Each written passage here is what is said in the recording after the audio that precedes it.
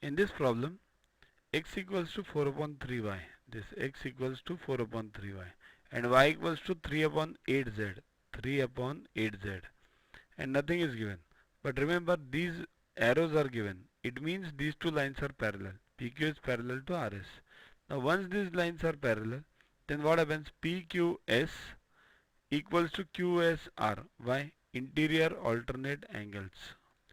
See this, alternate interior angles. They form the Z, so they are always equal.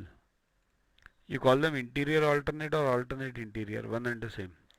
Now x equals to what? 4 upon 3y. But y equals to 3 upon 8z. So express y in terms of z now. So x becomes what? 4 upon 3 into 3 upon 8z. Right? Because this is y. Now what? 4 and 8.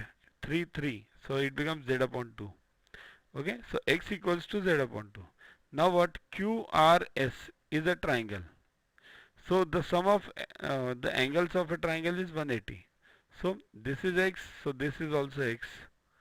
We have just seen it. So x plus y plus z equals to 180. So express x in terms of z and y in terms of z. Z upon 2 plus 3 upon 8z plus z equals to 180. See this? Then next, take the LCM.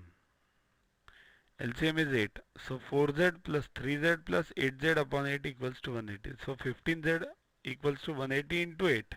So z becomes 15 1 z 12 z 12 8 is 96. Okay. So z is 96. Now x equals to what? Z upon 2, 48. Y equals to what? 3 by 8 into z. So it becomes 36. So you got all the three angles.